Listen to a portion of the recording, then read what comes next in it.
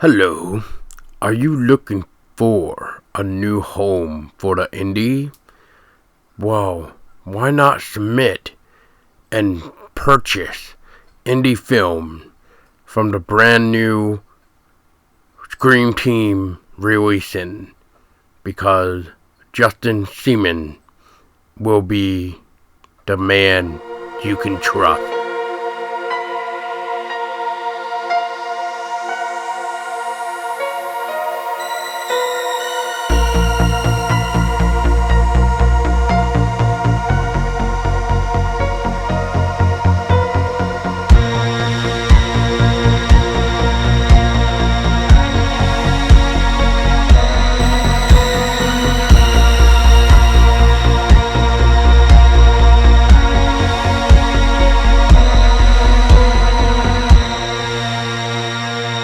Hi, everybody. Welcome back to another episode of Everything Horror Podcast.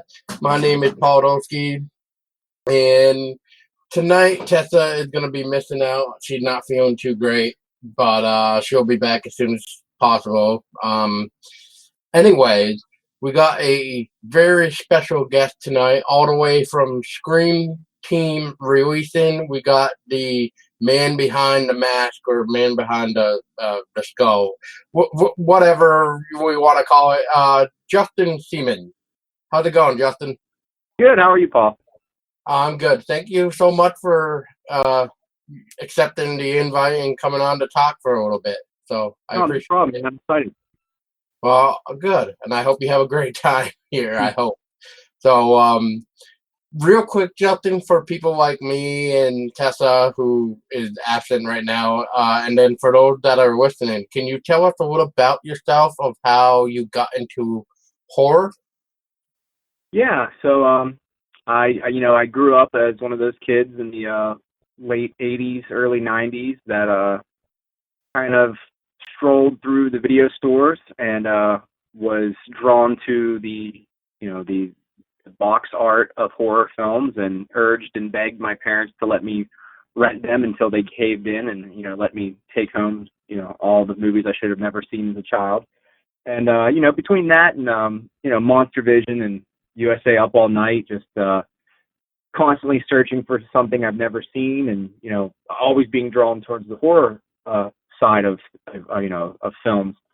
It eventually just led to wanting to make movies myself, and since I was just probably about 5 years old is when I first started making little shorts, and that led through high school and to college, and eventually into my late 20s I got a chance to make my first feature horror film, which was called The Barn. And since then, I've worked with a lot of people, networked, and I began Scream Team releasing to help other filmmakers get their content out there. Wow. And that's a pretty young age to start in the filmmaking too, I must say. So yeah, they're not good. They don't look good, but it was there was effort in it. Hey, that's what counts, right? Yeah. Yeah, I mean, it's like us. I mean, when we first started, it's not so great, but I think after almost being 2 years of doing it, I think we made a big improvement. So, yeah, I just don't count the first episode as an episode, really. Yeah. Yeah. Real quick, Justin, what you probably already mentioned, it was in that elaborate more. There we go. There's that word. Yeah. Man, what a day. So what did really exactly inspired you to start Scream Team release? Well, I had toured the Barn on my own, just doing the festival circuit and the convention circuit, and I would meet a lot of filmmakers at these places, and they'd see my setup and see me selling, and just kind of asking how I did it and how I was doing it on my own without the help of a distro company, because there's just a lot of negativity behind distro companies where the filmmaker usually doesn't see any money, or there's a lot of shadiness where money's being relocated, or false bookings are made to just for the distro to make money off the movie and keep as much as they can. And so I was approached by a lot of filmmakers filmmakers over the years to essentially ask if I would sell their movie for them, and like how I did with The Barn. And I had no interest in it whatsoever, because I stayed away from distros myself. And it wasn't until probably about a year and a half ago when my friend Rocky Gray, who ended up, he was the composer for The Barn, he ended up making a movie called 1031, and I helped him on that, and I did one of the segments in there. And when it was all said and done, he wanted to do the same thing that I did, market it himself, sell it himself. And about a month into selling the product himself, he contacted me and just said, man, I totally underestimated the workload here, with the shipping and talking to the customers and any kind of issues. And he's in bands. He's a musician. He used to be in Evanescence, and he plays in Living Sacrifice and We Are the Fallen and all that. So he does a lot of mastering for other bands. So this was kind of something he wanted to do on the side, and didn't really take into consideration how much work it was going to be. And because it was Rocky, I did it. If it would have been anybody else, I would have continued to say no. But because it was Rocky and I was involved in 1031, I decided I would help him out. And it worked great. And I had more people coming to me and asking me to help. And I just started thinking, you know what? I'm the kind of person that I was looking for when I was searching for a distro company. And I never did find a distro company that made me feel comfortable. So, I kind of figured if I couldn't find the distro company, I'll become the distro company and I'll help other filmmakers. And, I think probably just here in about a couple of days, it's going to be a full year that Scream Team has been official. And I've got about 10 to 12 different filmmakers on the catalog with me now, and really good friendships and relationships. And it's just nice to know that, these are people that can trust me. And, I told them, I said, I have a face out there. I go to these shows. People know me. I'm not some guy behind a desk that's going to screw you over and you'll never catch me. Somebody will find me. I'm out there. But that's pretty much the story in a nutshell, how Scream Team started. And, it's going great, and I hope it continues for a very long time. I completely agree. And, I talked with Rocky a few times, and one of these days I want to get him on to talk about his film 1031 as well.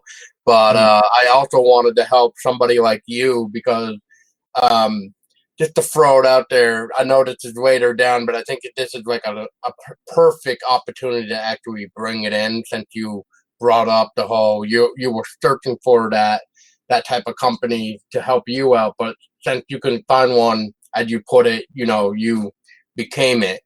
So yeah. With that being said, now you probably heard of the news lately throughout January that Amazon seems to be, targeting the indie films, and then they're also pulling them down without notifying people as well. Yeah, that's So crazy. what do you like to, so not what would you like, but what did you think of that? And on top of like what you do, which is help indies. So did you ever go ahead. Well, I tell people, a lot of filmmakers, we live in a digital age, and there's a lot of uncertainties, especially with pirating and things. I like to focus, with Scream Team just on the physical media, because, I'm selling to collectors pretty much, people who like to have something that they can physically hold and look at. And those are the people that are buying from me, and they're buying the content I put out. And I have this discussion all the time where a lot of filmmakers think they're going to make buku bucks off of digital. And if you make the right deals for digital, sure, yes. If you can get into, a Netflix or a Shudder or any other place, and get an exclusive deal, yeah, you're going to make some money. But for the most part, you're relying on people to rent something when they could steal it just as easily as they're typing it in onto Google to find an avenue to rent it. And so you got to, you're depending on people to be honest, which is kind of hard with the digital age. And it's unfortunate with Amazon, but it just goes to show you that, if you want to have something and you want to own it, and you want to get a hold of things that aren't as accessible, you can still support physical media and buy this content.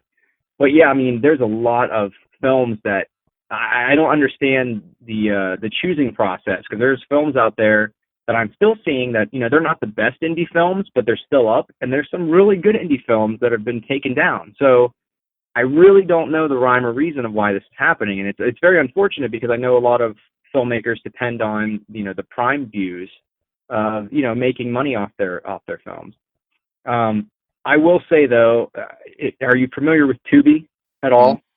Tubi, you said? Yeah, Tubi. It's kind of becoming like the new Amazon Prime, except for it's completely free. You don't have to have a service. But they put a lot of indie films up there now. I got The Barn on there, and I made more money off of the Tubi views through digital than any of the paid platforms, including Prime. So I think people are starting to switch. They're starting to switch gears now, and they're seeing there's other people coming up, and Tubi would be a perfect example of a company that's coming in and kind of taking advantage of that. So I think you're going to hear a lot more from them moving forward. I actually need to check this Tubi out because that's definitely not under my radar because I don't think I've ever heard of that, or if I haven't heard anything of it in a long time that I just forgot about it. I don't know. Yeah, I'll have to check this out. Okay. So, cool. yeah. So thanks for your input on that, though, by the way, because, that's a really rough issue that's going on right now. And, I talked with Todd Jenkins about Cherokee Creek recently, and I had him talk about the thoughts about how him and his mother, how they both felt, who, as Todd stated on our podcast too, that his mother is handicapped. And the way Todd looked at it was making this film he was hoping that it would be a little bit of a success, so that way he could help, get funds to help pay for, his mother's bills and stuff for the hospitals and stuff. And, I found that to be like one of the most amazing things that I can ever hear. And the reason why I'm bringing this up too is because just like you, Justin, you gave, what was that, a whole month of December, I think it was, that you were doing, what was it, the 100% fund that you got went to Billy Pun for his cancer fund? Yes, I got inventory from Billy for Circus of the Dead, and every unit that we sold, we gave him all the money, and then anything outside of that we made profit on for any other film it's Scream Team's profit, not the filmmaker's profit, we donated to Billy as well to help him with his cancer fund.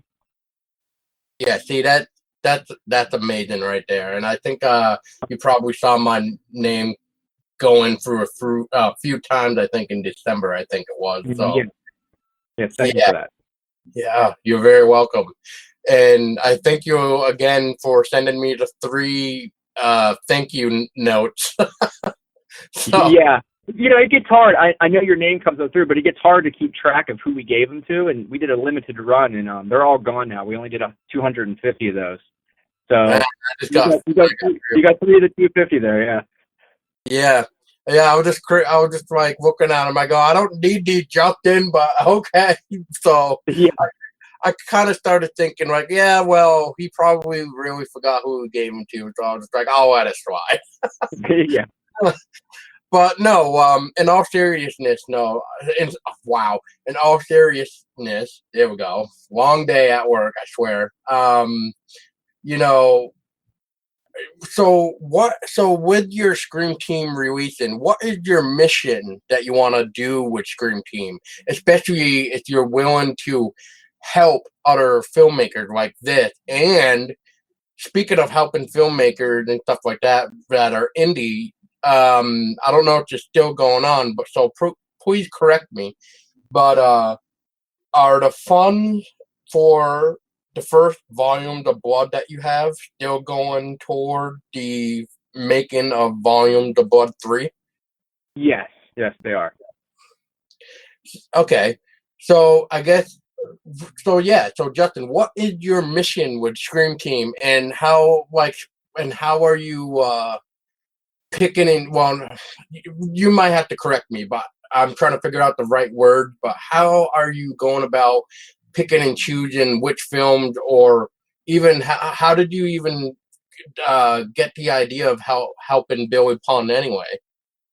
So I we also ran Zane Hirschberger. He's my buddy, and he shot the Barn with me, and we worked together. And he's making a film called Force to Fear right now. And we've been running a indie drive-in film festival for about 3 years. And our second year, we played Circus of the Dead. And it was just basically because we go to conventions and film, different film festivals, and we kind of keep an eye out for what movies are, hot on the scene. And Circus of the Dead played it a lot. It actually played with some at the Barn. And so we reached out to Billy and said, we do this event here at an old drive-in. We think it'd be a cool, film to show if you'd be interested. And that's kind of how we started the relationship. Well, Billy is now one of the directors on a project that we're wrapping up called Cryptids. And he did a segment in the film where he focuses on the legends of the Chupacabra.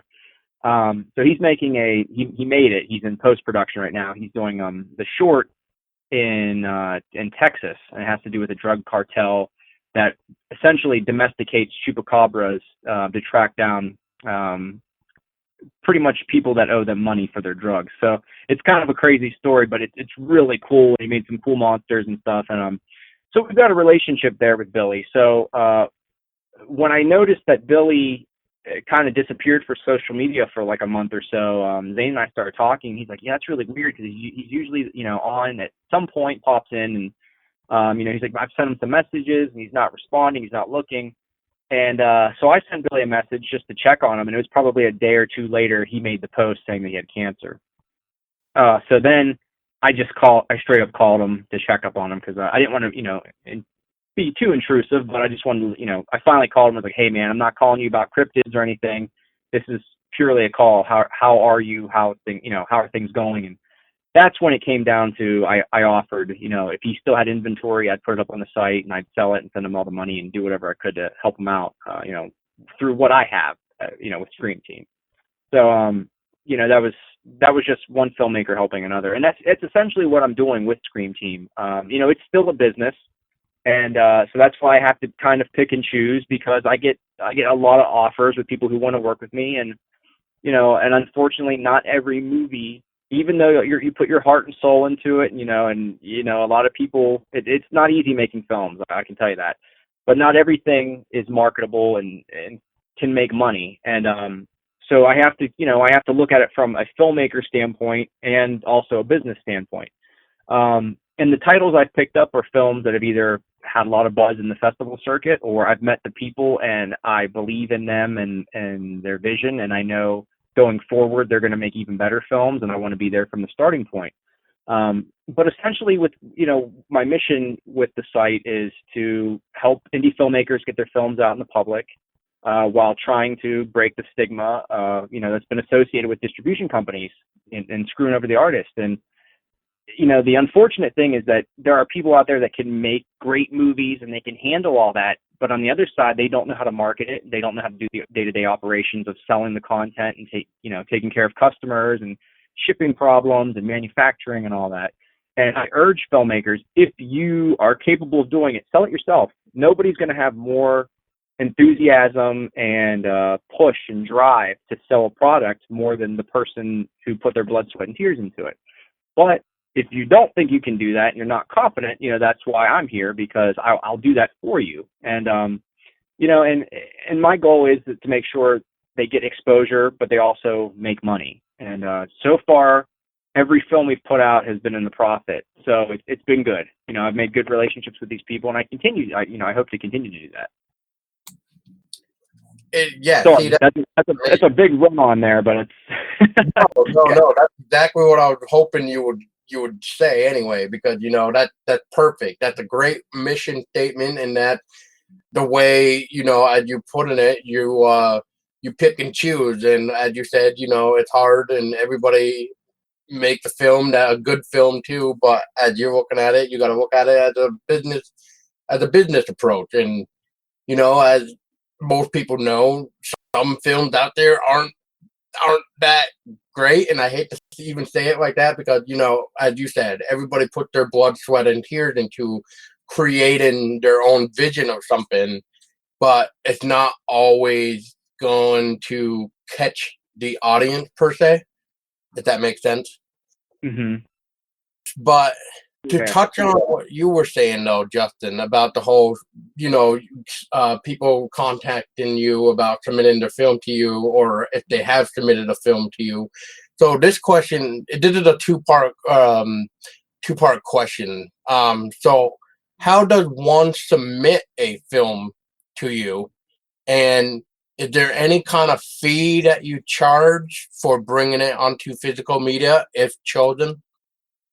No, so they can contact me through the website. There's a submit your film section, and it basically the film needs to fall into one of the categories of horror comedy, retro horror, sci-fi, or dark drama. It needs to be at least 70 minutes, and you have to have an uncompressed HD digital master file to start with. That's the bare minimum. And then you can contact me on the site, the contact page, but you can also email me at screamteamreleasing@gmail.com. There's no cost to the filmmakers. I cover all the expenses, and it comes down to neither of us see profit until the agreed upon expenses to do the run are recouped. So if the movie costs X dollars to put out 1,000 copies, until it reaches X dollars, I'm not going to see a percentage of profit, and neither is the filmmaker. So the goal is obviously to break even early, and then so as the term continues, minimum of 3-year deal. That as long as that term continues, then we'll be making profit off of everything after that. So I try to keep it really simple. It just depends on if you want to do more marketing or less marketing. There's extra things in there, being in the magazines or sponsored ads or what have you. But I work one-on-one with the filmmakers to let them still have control of how things go, and they can see like, okay, we didn't buy ads this month and the sales were a little low compared to the months that we did buy ads. So let's spend a little bit, the cost of maybe 2 Blu-ray sales, and let's do that and see if it generates 25 more Blu-ray sales. So it's just those kind of things, and hopefully they learn the business side of it as well, while they're working with me, so that down the road they want to attempt something on their own, they have more knowledge.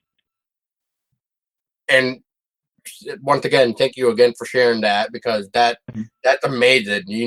Like, I don't really know you yet that well, Justin, but just talking and listening to you, I can already tell you are a guy who definitely loved the indie horror genre, and you are one of those type of rare people that we can somebody can trust you enough with their product that you will find completion, if I may say, and you'll help them bring their film to physical media for those that don't even see it. Like I'll put the film out there again, Cherokee Creek. I mean, I know they got through fucking hell and back, but I mean, I talk with Todd all the time. I said, Todd, you need to contact Scream Team, and I don't know why. And I just said, just go to it. Just go and talk to Justin. And I'm like, just do it. Just go and talk and contact Justin and talk about possibly submitting your film to be brought on Blu-ray. And I just mentioned that again. So yeah. So I just wanted to put that out there because I'm being serious too. Like I have a very big trust issue, but I can already tell with somebody like you definitely put your heart and soul into like the indie horror film people to help them out. Even though you've already said it, but I can definitely tell. So the last thing I want to do is ruin my name and ruin anything that I've done, especially since I launched in just this past October the crowdfunding for the Barn Part 2. So I'll be getting back behind the camera and doing stuff this summer. And the last thing I want is to have a bunch of people angry at me because I screwed them over for some deals, which I would never do anyway. So no, I appreciate that. No, you're very welcome. And to touch on what you were saying, that I'm trying to remember how you worded it. You pretty much deal with everything when it comes to the physical media. So do you yourself make all the physical media, or do you go through like disc makers or something like that? So it goes through a replication house like disc makers, but I build and author and design every unless the filmmaker is very adamant about doing something themselves with the cover. I usually design all the covers with their supplied artwork or stills. And then I build the DVDs and proof them and all that stuff. And so yeah, I mean it's just me, and occasionally my wife will help me package, which is probably how you ended up getting three of those cards. But yeah, I mean it's a lot of work. I mean, just in one release, I probably put a good at least a good solid 2 weeks into focusing on just one movie. That's why I only put out about a movie a month, if not every month and a half.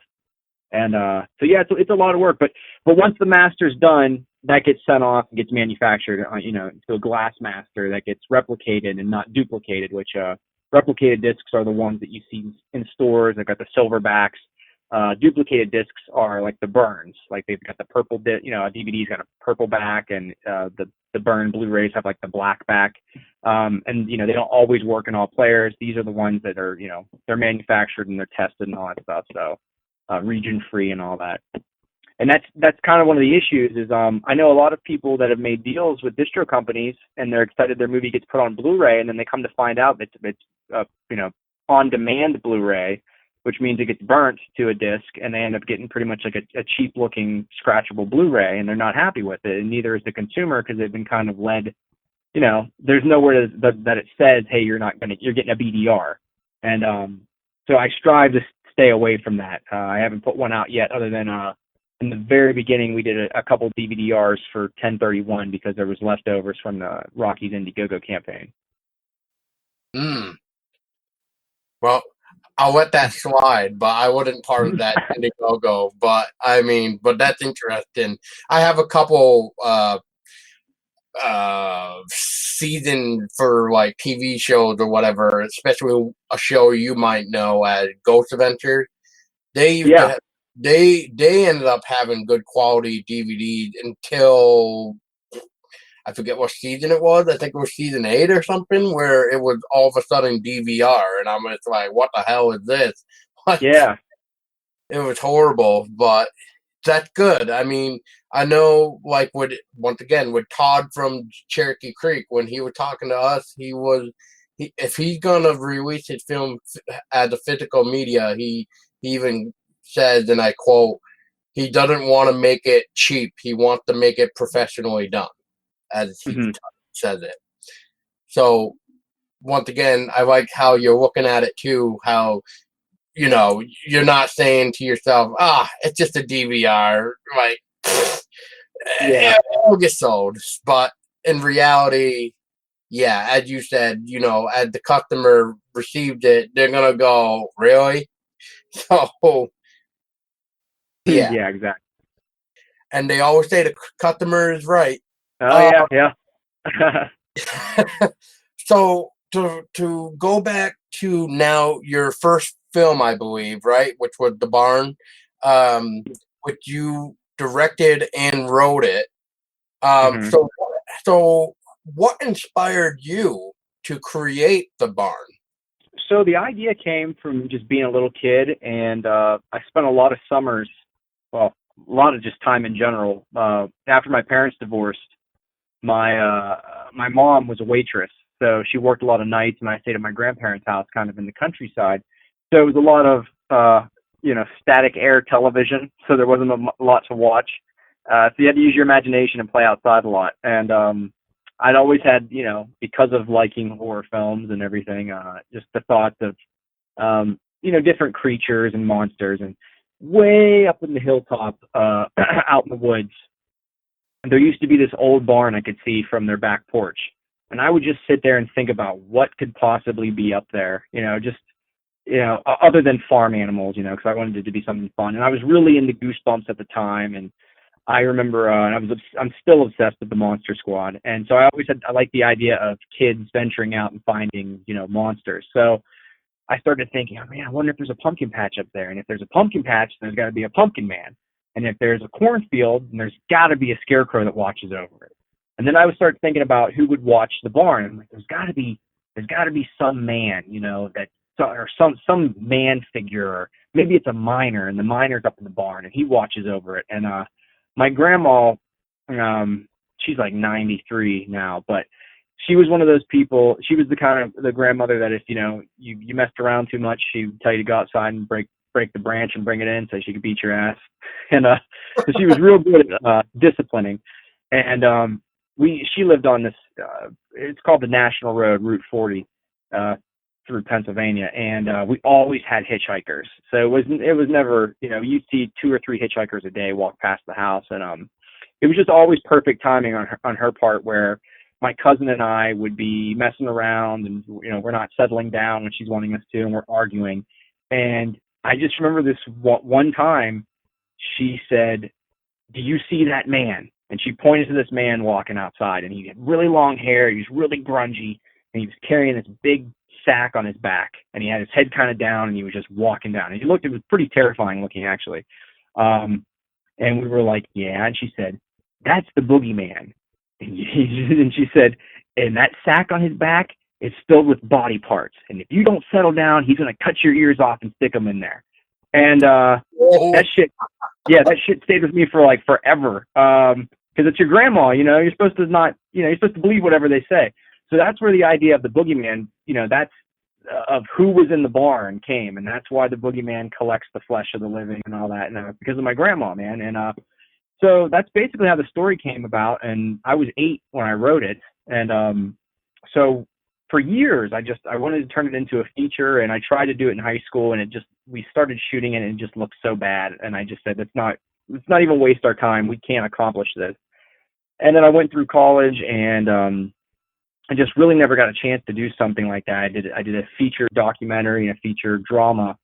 And by the time those were done, I was done with college, and out of college, I got married and bought a house and remodeled the house, and started thinking I'd never get a chance to make a movie again. And one day my wife got really sick, and she had to have a surgery, and I was just kind of thinking about what I'm going to do for the future of things, to provide for her, and, all the things I said when we got married. And I just said, I know this is going to sound really stupid, but I'm going to make this movie, and it's going to make us a bunch of money. And, I'm going to be the filmmaker I wanted to be, and support you like the husband I said I would. And so she agreed with me, and we did it. And, it took about 2 years from the time we started to get it done, and it was a success, way more than we ever expected. And, which eventually led to me doing this full time. But yeah, it's just crazy to look back and think of an idea I had when I was a kid is something that's so important, in pretty much my everyday life now,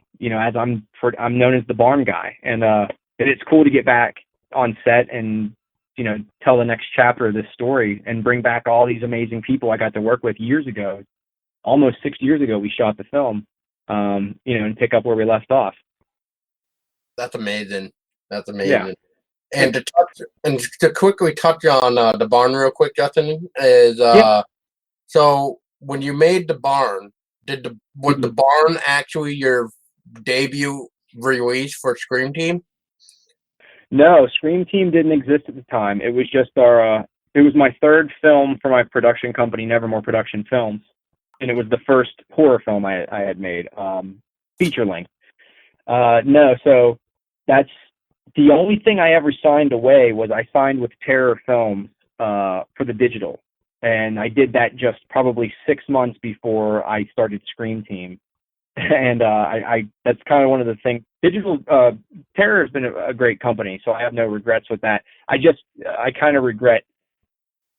I wish that the Scream Team thing would have happened 6 months earlier, and I would have still had my rights to that. But I have the rights to all the physical, which I still continue to sell. But nope, that wasn't a part of Scream Team. It would officially be the first release of Scream Team. If you're looking at the content that came out once I started it. But yeah, no, it was just the third film from Nevermore. Okay. I should have realized it was Nevermore, but I just figured I'd ask too because I know the barn had a lot of merch on your Scream Team, so that's why I figured it might have been your debut to Scream Team, but Yeah. that makes a lot of sense too. But hey, we all got to learn from our mistakes anyway. Yeah, it has the most merch because, it was mine. And it's just like I said, like I told you before, how I talked to the filmmakers, nobody's going to put as much effort into selling your product than you will. And I mean, if you go and check out the site, you'll see the effort I put into marketing the barn. And I wish I could do that for everybody's, film, but it's expensive, and not everybody has a film that you can market with board games and action figures and video games and, just all that craziness I did. And I tried to do it with the sleeper, and there was a little bit of success, but not nearly as much as I had with the barn. So I just kind of made it, if the filmmaker wants to go and do all that stuff, then they can do it, on their own. I'm not going to have rights to do that stuff. I'll leave it to them. Now, since you mentioned the sweeper, are you talking with the hammer prop? Yeah, so I did an enamel pin series, or a line of the enamel pins. We did 12-inch action figures, the signed hammer prop with the girls, the photos of the girls with the Z's with lipstick across it, and then I did a soundtrack. We did a short run of sound, like just they weren't super high quality discs, but of CDs. I think you got one, didn't you? Of the Sleeper soundtrack. Yes, I got the 2-disc one. Yep, the expanded one. Yeah. Yep. So that was the last time I did that, because some of the items sold, some of them didn't sell so well, and I just was like, I can't do this for every release because it's expensive. So I wish I could, but. And to touch on about the soundtrack too, but yes, I did get the 2-disc original soundtrack there, and then I also found another site for vinyls that actually had your barn one on a clearance sale, so I ended up getting it through them. So I was just like, wow. oh, okay, cool. Oh yeah. Yeah, so I think it would be what, I'm trying to remember your colors now. I think it would maybe the orange vinyl. Oh, the orange, yeah. Yeah, I know those are all gone unless you can find them through some third-party sellers. Yeah, because I sold all mine. Yeah, I ended up finding like a clearance one for the barn vinyl, and I just said, "Well, I already got the 2-disc, might as well get the vinyl too." So I did. But yeah, no, I had to laugh when I was looking through your Scream Team releasing site one time, and I saw the Barn video game for PC. I was just like, no way, come on now, really? Yeah. So that's so it's so what? Can you describe that to me? Because I'm actually curious. Like, what is the Barn game there for PC? So I found this company in Philadelphia that helped me make it, and it's essentially a side-scroller button smasher type game that's very much like Friday the 13th and Nightmare on Elm Street. And you start out with one character, and you have to go through the town and find all your missing friends, because in the very beginning of the game, the kids, their van breaks down, they walk up to a barn to knock on it for help, the lights flash, and everybody disappears but Sam. So then Sam's job is to go through and find, the friends, and each time you find a friend, you unlock them so you can play them through the game, but they also have different abilities, like Sam's really good with his knife, but if you unlock Josh and you save Josh, Josh has a battle axe, and he can do a lot of damage with his special feature, more than any of the other characters. But he might lack a little bit of life. He might have less life. And then if you find Nikki, Nikki's got a shotgun, so hers is awesome, but she's got 2 hearts, so you can only take 2 hits before you die. So there's plus and minuses for each character. And I think there's about 6 different levels. You go through the town, you go through the barn, the school hootenanny, you go through a cemetery and a cornfield, you go through the pumpkin patch, and I think you go through the woods, and then you play in the barn, in the basement of the barn. and you get to battle all the main monsters plus all the side monsters that were in the film, and then a bunch of other monsters that aren't in the film, just like when you play Friday the 13th and Nightmare on Elm Street. There's bats and just all these things that they're just extra enemies to attack.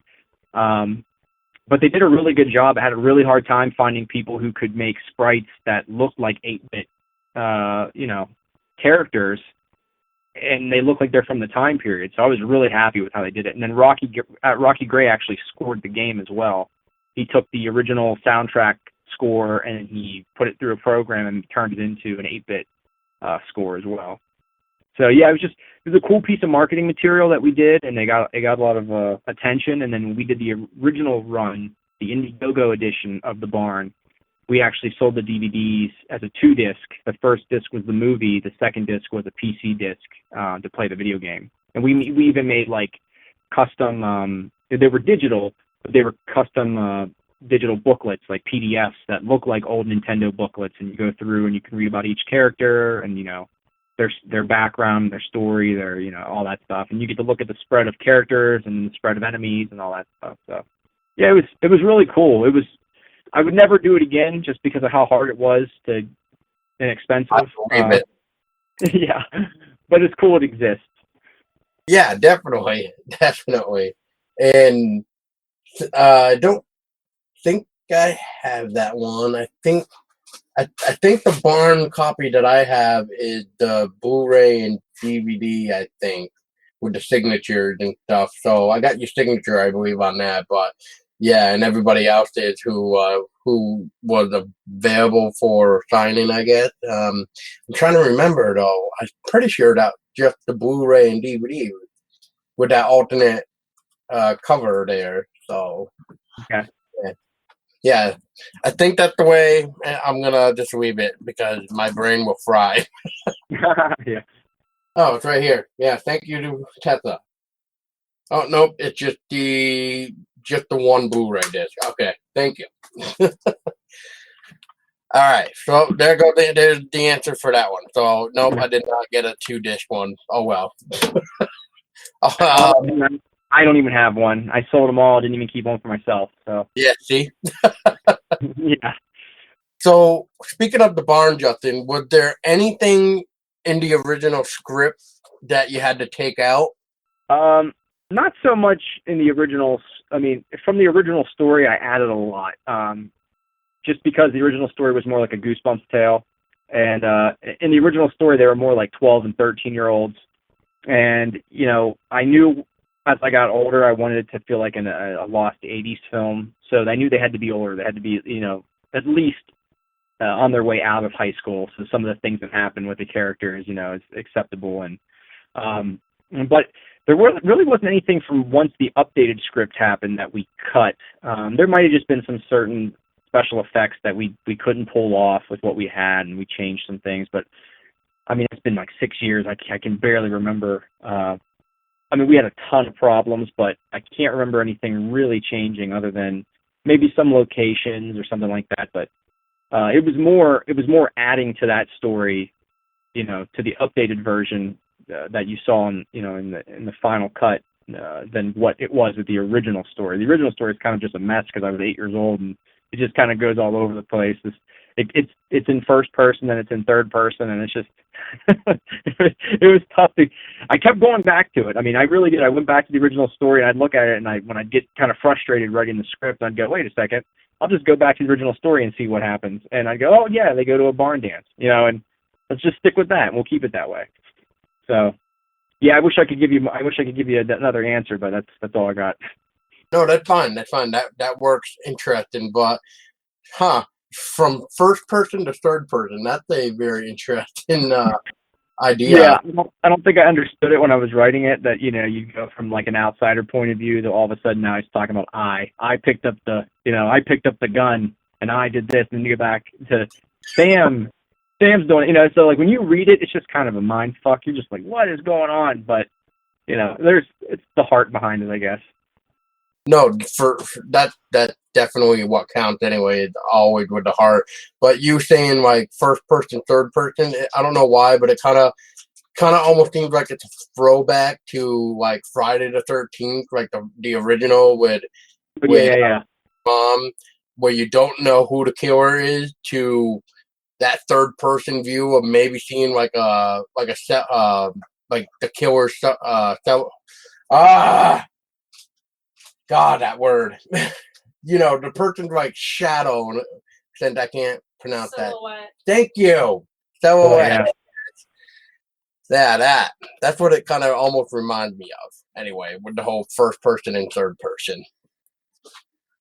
So, pretty cool though. And like I said, that's ridiculously young for a kid to start writing script, but you probably didn't really know how to do it in the right format until you grew older, I'm assuming. But you probably, I don't know, tried to do it by scene maybe when you were 8 years old. It's pretty much a storybook. Very, very much in the vein of how a Goosebumps book would be laid out. Yeah, it wasn't. It was definitely not in script format at all.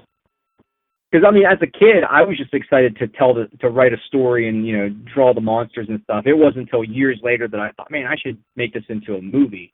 I was probably 13 or 14 when I started thinking about that. Basically, about the time my mother got me my own video camera and I could start doing things.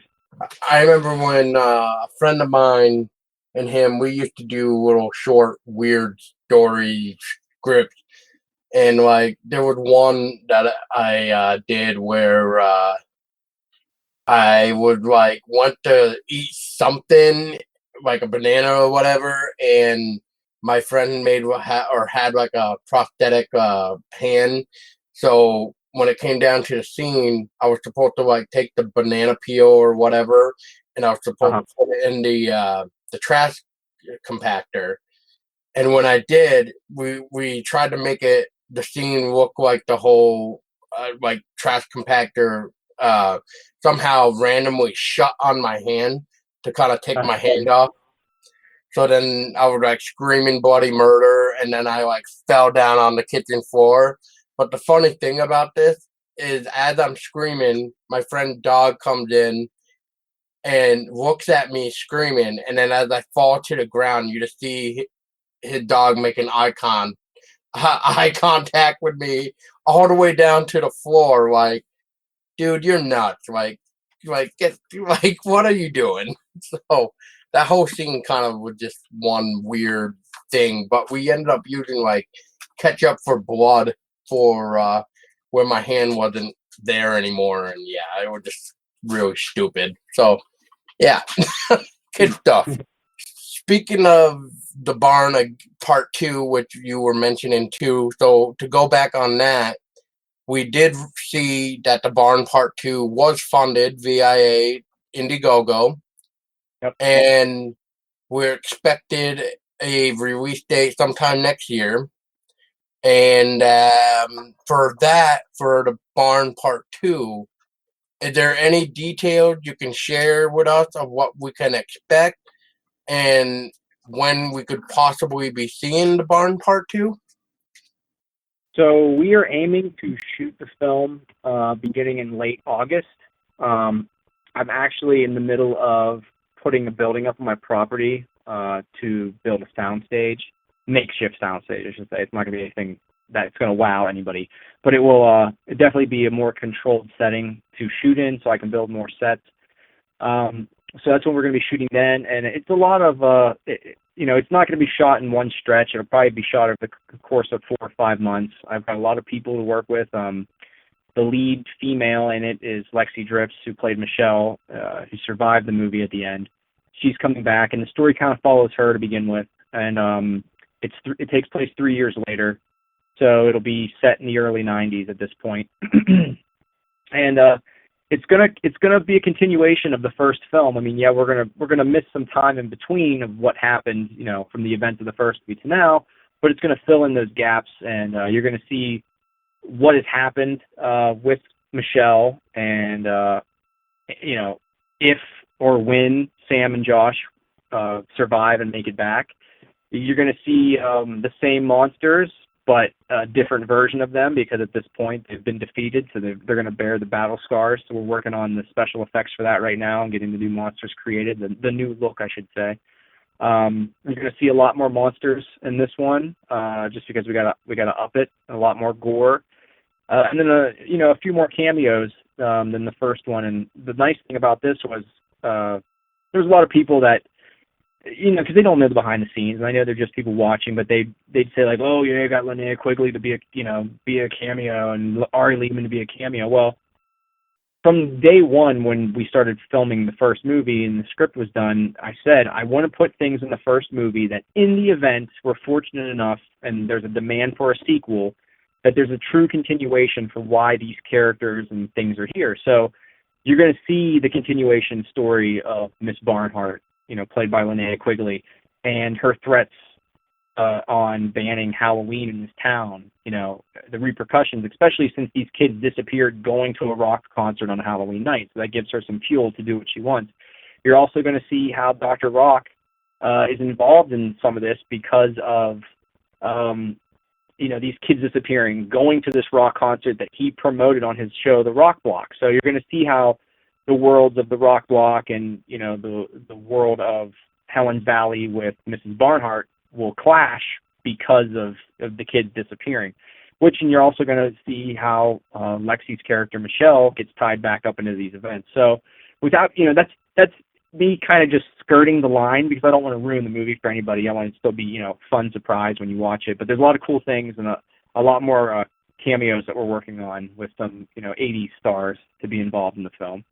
Well, that already sounds great, and I can't wait to watch it myself. So it sounds like it's going to be another fun film from you. So looking forward to it. And I was one of your backers too. So yes, thank you for that. Yes. So it's good to see that it's all going to somebody who will not screw anybody over, really, as we were talking about before. That's right. So, and for anybody listening that is a backer, thank you. And I'll be posting an update here soon with some content that we just shot last week that has to deal with special effects. So you'll be seeing a video of that coming up very, very soon with some updates of shooting schedules for anybody who, back the get killed on screen by Linnea and Ari, or any of the other things that involves you to be here while we film. So just putting that out there too. So the next thing about the Barn 2, Justin, real quick before I give you the last question, is can people still support funding at all for Barn 2? And if so, where and how? So I'm not really sure of the exact link, but if you go to Indiegogo, the website for Indiegogo, and you search The Barn Part 2, it should come up. I think it's igg.com/@the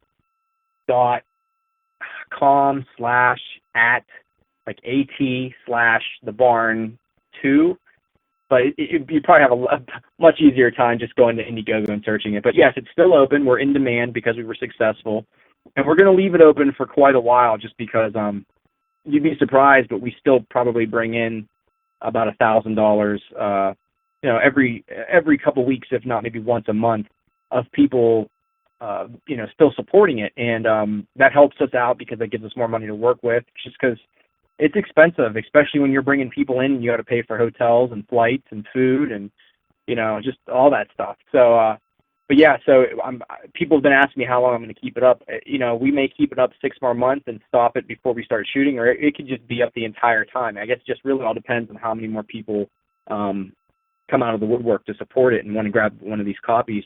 Because this is only going to be limited to 1,000. We're going to do a pressing of 1,000 of this, the 3-disc set. So it'll be the Blu-ray, the DVD, and the soundtrack CD. And then after that, those are gone. It'll be just like how we did Indiegogo with the original DVD. That was just the DVD, and then the second disc was the PC game. And once those sold out, that was it. They're out of print.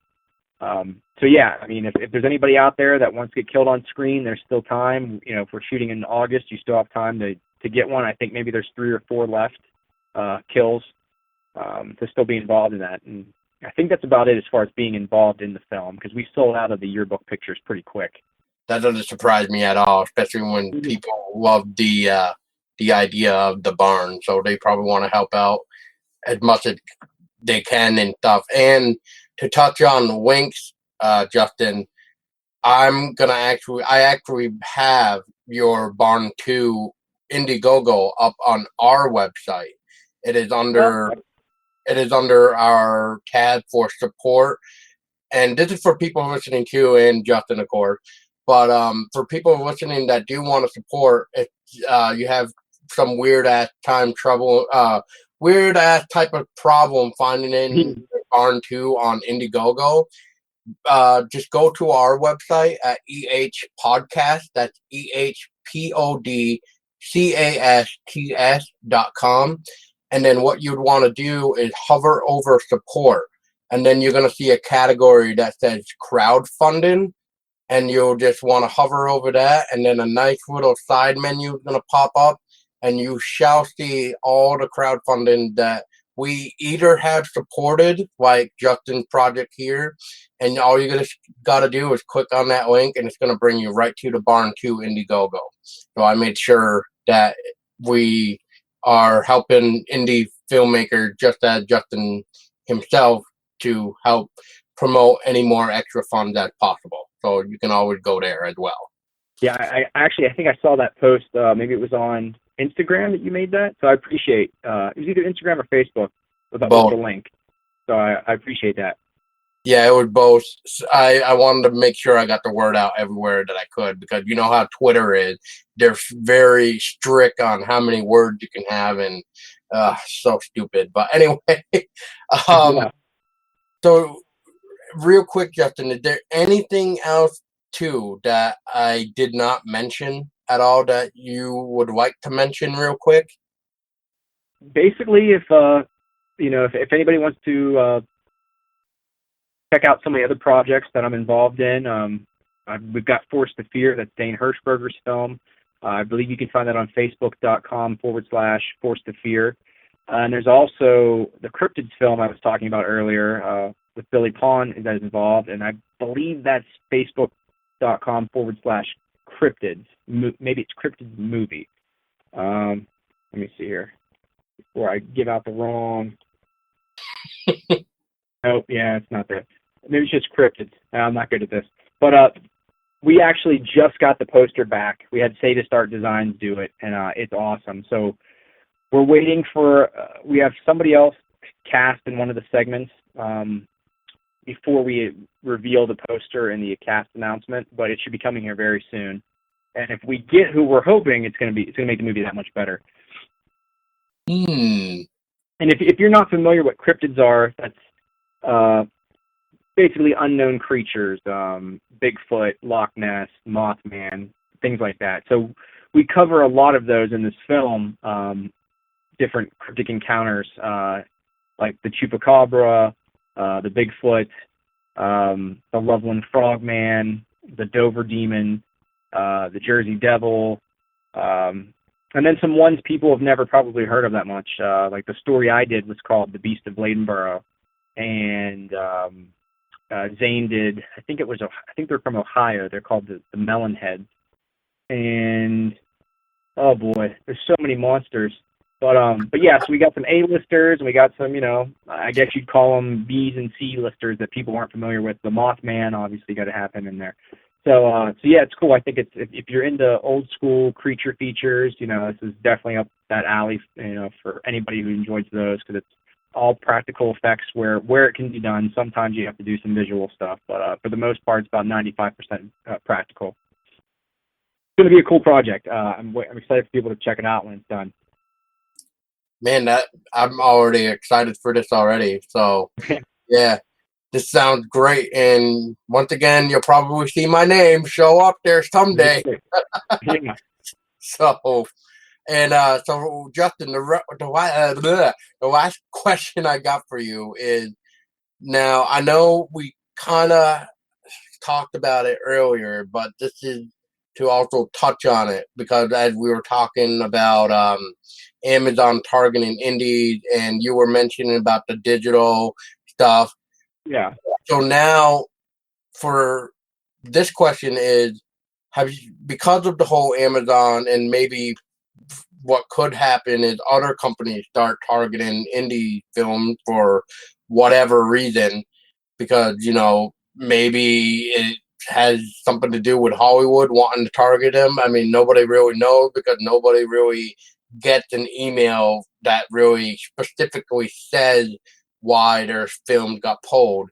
But just out of curiosity, have you ever thought of starting possibly like a Scream Team streaming service to also help indie films? Yeah, I've been asked that by a lot of people, and because I've been so focused on the physical side of things, I don't really know too much about the digital side, and I'm actually working on that now with talking to people and learning more about, just how it works, the platforms, and how even feasible it is to get in there, because Amazon and iTunes, there's costs associated with it. Sometimes it's next to nothing, other times it's a lot, but some of the other places are really expensive, and that's why, like, when I first signed with Terror, it was nice because they were going to take on all the costs up front, just like I do with manufacturing. And I need to I need to look into it and see if I think it's even going to be worth it on my end to do those kind of things. I mean, it would be great to be able to be a one-stop shop if somebody wants to sign with me and they want to do digital and physical, and I can help them out. But I really don't know how it works as far as creating a streaming site. You know what I mean? Kind of like an indie Netflix or something like that. That's what people ask me all the time, and I wish I had the answers to it, but I don't. Definitely going to look into it, though. Justin, thank you for your time, and I hope that we can hear more from you. And speaking of which, please feel free to plug any type of social media outlet where we can keep up with everything and anything Scream Team, or even you to help know what comes out in the Scream Team release in future. Yeah, sure. So you can, the number one place to find out stuff about Scream Team is screamteamreleasing.com. You can find me also on Facebook at Scream Team Releasing and on Instagram at Scream Team Releasing. And that's pretty much the most places, that I really keep active. You also check out the facebook.com/The Barn Movie. That will take you there, and you'll keep up to date on any updates that I put out for The Barn. Been pretty quiet lately just because we've been working diligently over the course of the holidays, getting things prepared and worked out for not only The Barn Part 2, but for upcoming features. And I'm excited because I've got a lot of cool content coming out this year, and even more so some things that probably they're great films. They might not be as hardcore horror as some of the other titles I put out, but they're great films, and I'm excited to see how the audience embraces these upcoming titles. But I wish I could give names, but we've got more. We just put out She Was So Pretty and She Was So Pretty 2, a double release, double feature on one Blu-ray. We've got more of those coming out. The next one will be a double feature as well. Two separate films, but very much in the same vein of each other. They partnered really well. So we hope to do that a couple times a year, have the double features coming out for filmmakers, just to basically help each other with the exposure of each film being on a same disc. So, yeah, keep up to date with that. And anytime you buy from our store, upon checkout, you get a chance to be involved in the newsletter, which we try to email out to people as soon as a pre-order comes in or anything like that, and that's your best chance of getting a hold of some of the content that sometimes sells out very quickly and other times it stays there for a few months. So I highly recommend, opting into that and having a chance to get those updates. Nice. Yeah, just for the record, I think I'm missing like 2 films from your Scream Team, I think, unless that other one that you announced came out yet. So I don't remember the name at the very moment, but you did announce one, and I believe it was sometime last month or something, or it was supposed to be coming out last month. She Was So Pretty came out last month, and we're doing a pre-order here in a couple weeks for Close Calls. Yeah, that's the last one, Close Call. Yeah. Yep. So I'm missing 2, almost 3 now. So no. That's not too bad, no. And for anybody who's looking into Close Calls, I will tell you this, that it is a 2-hour-long movie, and the making of documentary that is also on this in this collection is a 2.5-hour making of. So it's longer than the movie.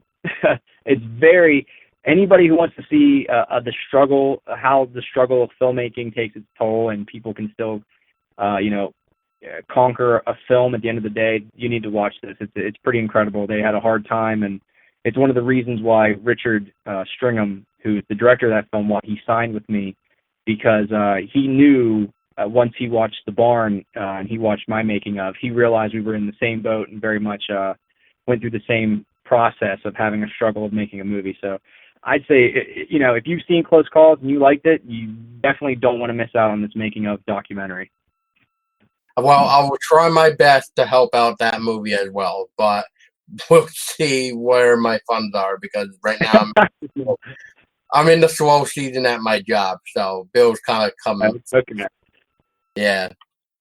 But once again, Justin, thank you so much for your time. I do appreciate it, and looking forward to having you reappear on our show again at some point. And I just want to throw it out there, even if you don't want to talk just Scream Team and you just want to talk horror with us, you're welcome on any upcoming episode that we are working on. And for those listening too, we're actually going to be doing an episode where one of our guests that we did interview is actually going to be hosting the roundtable coming out this month we're gonna be recording it on the 16th of this month around 9 p.m. So Justin, if you are interested and free to talk about practical effects and why we should get younger people to start at an early age, you're more than welcome to join us that night as well. Okay, great. So thank you so much again. I know I probably said that 3 or 4 times already. And anyways, as always, guys, thank you so much for listening, and applaud for Justin and for those indie filmmakers that may be listening to this. Justin is your guy, okay? You just trust him with your media and he will get it done for you. And he does a fantastic job, because otherwise I wouldn't be talking with Justin right now if I didn't believe in his work. So there's that, and that's a good compliment. And as always, stay scary, everybody.